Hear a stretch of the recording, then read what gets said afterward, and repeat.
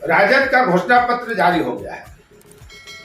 तेजस्वी यादव सबसे अग्रणी नेता है लालू प्रसाद यादव के बाद, राजद में सुप्रीमो के बाद, और वे घोषणा पत्र जारी करते हैं। उनके साथ दिग्गज राजद नेता जगदानंद सिंह और अब्दुल बारी सिद्दीकी उपस्थित रहते हैं। घोषणा पत्र को उन्होंने नाम दिया है परिवर्तन पत्र।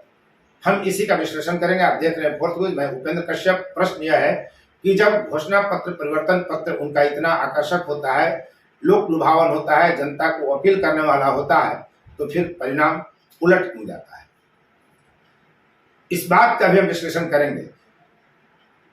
तेजस्वी यादव मंच पर आते हैं, तमाम राजद के नेता खड़ा होते हैं, घोषणा पत्र की प्रति दिखलाते हैं, परिवर्तन पत्र पढ़ा जाता है, उस पर मीडिया के सवालों का जवाब भी तेजस्वी यादव देते हैं। पूरा वीडियो आपको लाइव उनका दिखला रहे हैं कि क्या उन्होंने कहा।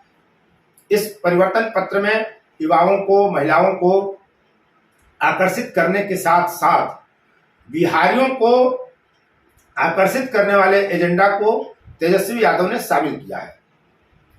उन्होंने यह कहा है कि 2024 में जो वो घोषणा पत्र परिवर्तन पत्र जारी कर रहे हैं, तो उन्होंने 24 वादे किए हैं परिवर्तन के, ताकि बिहार बदल सके, युवाओं का भविष्य उज्जवल हो सके, बिहारी सपना देख सके बेहतर, बिहारियों का विकास हो सके, बिहार की प्रतिष्ठा बढ़ सके, बिहार का मान मर्यादा बढ़ सके, बिहार विकसित बन सके। ऐसे 24 वादे तेजस्वी यादव ने किया है, जिसमें युवाओं को 1 करोड़ नौकरी देने के साथ साथ प्रति सिलेंडर का दाम 500 रुपए करने का वादा किया है। 15 अगस्त से युवाओं को बेरोजगारी से मुक्ति दे देने का ऐलान उन्होंने किया है। यानी जून में सरकार बनेगी और बमुश्किल से 1.5 महीने, 2 महीने के अंदर यह देश बेरोजगार मुक्त हो जाएगा। यानी जो काम पिछले 70-75 वर्ष में कोई न कर सका, जवाहरलाल नेहरू, इंदिरा गांधी, मनमोहन सिंह, पीवी नरसिम्हा राव जैसे दिग्गज प्रधानमंत्री, अटल बिहारी वाजपेयी, नरेंद्र मोदी जो न कर सके, वे तेजस्वी यादव कर देंगे अगर जनता उन्हें वोट दे और केंद्र में इंडिया की सरकार बन जाए। पूरी तरह से 15 अगस्त 2024 उन्होंने एक डेडलाइन कर दी कि इस डेट के बाद बेरोजगार मुक्त भारत हो जाएगा। उन्होंने कहा कि हर रक्षाबंधन में महिलाओं को 1 लाख रुपए वो देंगे, महिलाएं सशक्त हो जाएंगी, विशेष राज्य का दर्जा बिहार को मिलेगा, बड़ा पैकेज मिलेगा। क्या आप दर्शकों को तेजस्वी यादव के इस परिवर्तन पत्र पर, इन वादों पर यकीन है? वो डंके की चोट पर कहते हैं कि जो नीतीश कुमार कहते थे कि जेल से पैसा आएगा, नौकरी दे दोगे, बाप के घर से पैसा आएगा, हमने उनसे नौकरी दिलवा दी, ये दावा करते हैं तेजस्वी यादव। इसका अलग प्रसंग है। कहा यह जाता है कि पूरे देश में कहीं भी अगर नौकरी मिलती है तो मुख्यमंत्री को श्रेय जाता है, लेकिन बिहार इकलौता ऐसा प्रदेश है जहां उप मुख्यमंत्री कोशिश कर रहे हैं कि उनको श्रेय मिल जाए। बहरहाल कोशिशों में कोई हर्ज नहीं है। लेकिन क्या 15 अगस्त 2024 के बाद देश बेरोजगार मुक्त हो जाएगा?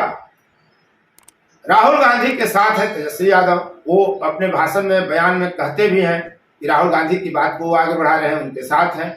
तो जो राहुल गांधी के पूर्वज नहीं कर सके, गांधी नेहरू परिवार का कोई मुखिया नहीं कर सका, जवाहरलाल नेहरू, इंदिरा गांधी, राजीव गांधी और सोनिया गांधी के नेतृत्व में प्रधानमंत्री का काम कर रहे मनमोहन सिंह न कर सके, जो अटल बिहारी वाजपेयी न कर सके, 10 साल में नरेंद्र मोदी न कर सके, इस देश में आर्थिक क्रांति लाने वाले, आर्थिक परिवर्तन लाने वाला दिग्गज प्रधानमंत्री पीवी नरसिम्हा राव जो काम न कर सके, वो काम तेजस्वी यादव कर देंगे?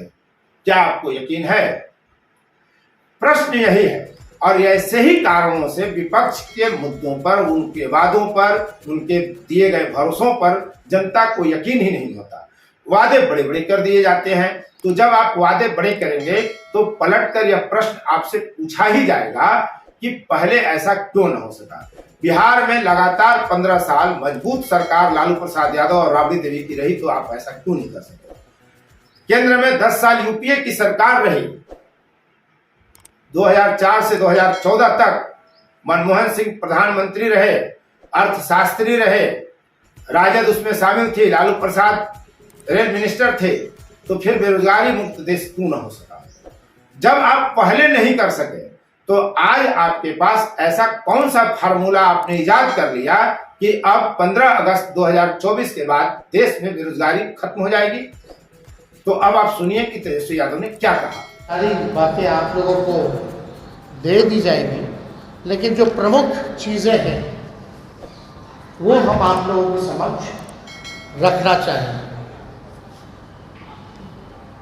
जनमत, जनता अगर हमको ताकत देती है, अगर हमारी इंडिया अलायंस की सरकार बनेगी तो देश भर में 1 करोड़ नौजवानों को नौकरी, सरकारी नौकरी हम लोग देने का काम करेंगे। 1 करोड़ नौकरी पूरे देश में। पूरे देश में 30 लाख नौकरियां जो है रिक्त पड़ी हैं, उसको तो भरेंगे ही भरेंगे, लेकिन 70 लाख नौकरी का जो है पदों का हम लोग सृजन करेंगे। आप लोग जानते हैं नौकरी, बेरोजगारी सबसे बड़ा हम लोगों का दुश्मन है। आज भाजपा के लोग इस पर कोई चर्चा नहीं करते। 2 करोड़ हर साल उन्होंने नौकरी का वादा किया, लेकिन हम लोग सच्चे लोग हैं, जो कहते हैं वो करके दिखाते हैं। तो पूरे देश भर में 1 करोड़ लोगों को हम लोग जो है सरकारी नौकरी देने का काम करेंगे। 2 तारीख जो है वो, मतलब 2 डेट याद कर लीजिए। देश में 15 अगस्त, आने वाला जो 15 अगस्त है, आपको बेरोजगारी से आज़ादी मिलना शुरू हो जाएगा। आने वाला जो जिस समय हमारा देश आज़ाद हुआ था, जिस तारीख को, हम लोगों का प्रण है कि हम लोग 15 अगस्त से बेरोजगारी से आज़ादी हम लोग लाएं। यानी सरकार आएगी तो 15 अगस्त से हम लोग जो है नौकरी की प्रक्रिया शुरू कर देंगे। दूसरा तारीख आप लोग ध्यान से रखिएगा, जो आने वाला रक्षाबंधन है, गरीब परिवार की बहनों को हम लोग प्रत्येक 1 वर्ष में 1 लाख रुपए का सहायता हम लोग देने का काम करेंगे। जो रक्षाबंधन आएगा उसी दिन से हमारी बहनों को, जो गरीब परिवार में है, हर 1 साल 1 लाख रुपए का हम लोग जो है सहायता देंगे। और आप लोगों के समक्ष हम बताना चाहेंगे, तीसरा, कि 500 रुपये में गैस सिलेंडर का भाव जो है कर दिया जाएगा। आज जो है 1200-1500 मिल रहा है। अगर हम लोगों की सरकार बनेगी तो इसको, महंगाई जो चरम सीमा पर है, महंगाई को कम करने के 500 रुपये में गैस सिलेंडर जो है उस चीज़ को हम लोग कर देंगे। पुरानी पेंशन योजना OPS को हम लोग लागू करेंगे। और सबसे महत्वपूर्ण, बिहार को विशेष राज्य का दर्जा हम लोग दिलाएंगे। बिहार को विशेष राज्य का दर्जा दिलाएंगे। अगला पॉइंट, ये भी बिहार के लिए बहुत ही महत्वपूर्ण है। हमारी सरकार बनेगी तो बिहार में स्पेशल पैकेज अलग से हम लोग देंगे। तो मोदी जी वाला नहीं कि बंगाल से यूपी तक गैस लाइन, पाइपलाइन जा रहा, जो बिहार का भाग है, उसका पार्ट जोड़ दिए, अब बोल दिए कि पैकेज में आ गया। नहीं, डेडिकेटेड स्पेशल पैकेज बिहार को हम लोग देने का काम करेंगे, 1,60,000 करोड़ का। अगर लोकसभा क्षेत्र वाइज इसको अगर हम बांटेंगे तो प्रत्येक एक लोकसभा क्षेत्र में 4,000 करोड़ रुपए हम लोग हर लोकसभा क्षेत्र में देंगे। बिजली जो है बिहार का बिजली का जो दर है सबसे महंगा है पूरे देश में, बहुत महंगा है। बिहार के जितना महंगा बिजली और कहीं नहीं मिलता। तो हम लोगों की सरकार बनेगी तो 200 यूनिट फ्री बिजली हम लोग बिहार की जनता को उपलब्ध कराने का काम करेंगे। और फसलों का 10 फसलों का न्यूनतम समर्थन मूल्य एमएसपी जो है हम लोग दिलाएंगे। स्वामीनाथन जी के जो रिपोर्ट है, जो सिफारिशें हैं, उसको हम लोग पूरे देश भर में लागू करेंगे। और ये भी बहुत ही महत्वपूर्ण बात है, हम जगह जगह जा रहे हैं, नौजवान बहुत परेशान है अग्निवीर योजना से। ना पेंशन मिलेगा, ना ग्रेच्युटी मिलेगी, ना कैंटीन की सुविधा मिलेगी, ना शहीद का दर्जा मिलेगा। 4 साल के बाद जो है उनको हटा दिया जाएगा। तो हमारी अगर सरकार बनेगी तो जो 4 वर्षीय अग्निवीर योजना है इसको हम लोग बंद करेंगे और ड्यूटी के दौरान शहीद अर्धसैनिक बलों जैसे सीआरपीएफ, आईटीबीपी, एसएसबी, सीआईएसएफ इत्यादि के जवानों को शहीद का दर्जा दिया जाएगा। तो ये बहुत ही महत्वपूर्ण बात है।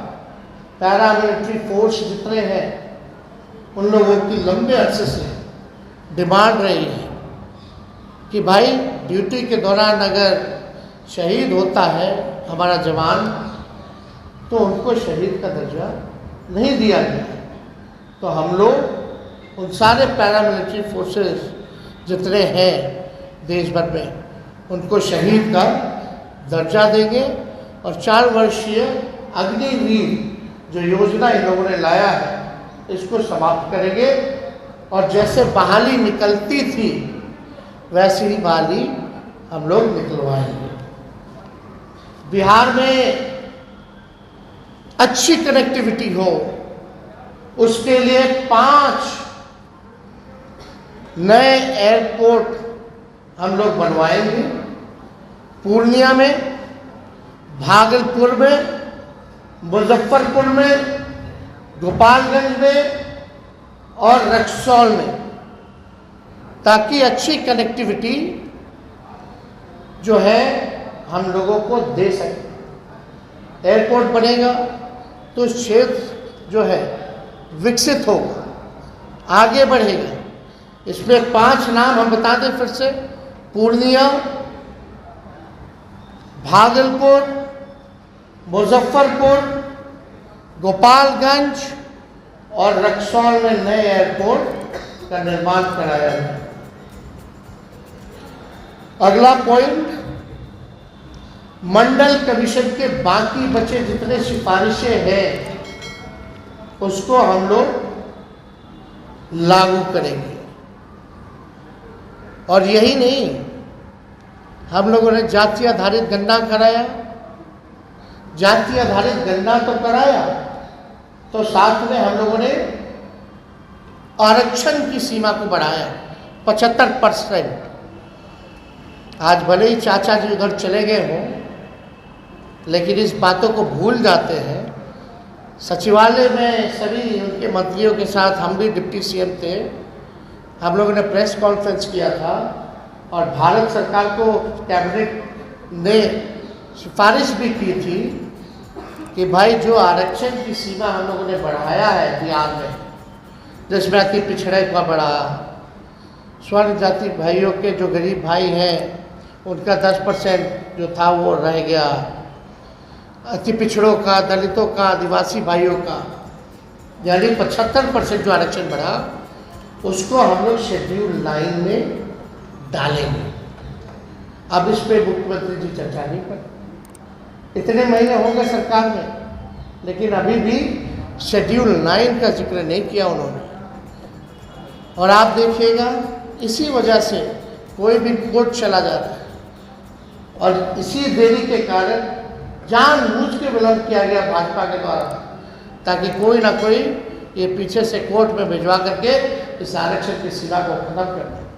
तो हमारी सरकार बनेगी तो जो आरक्षण जो हम लोगों ने बढ़ाया है उसको शेड्यूल लाइन में हम लोग करेंगे। आप देख रहे थे फोर्थ व्यूज, मैं उपेंद्र कश्यप, धन्यवाद। फोर्थ व्यूज, चौथा विचार, बाकी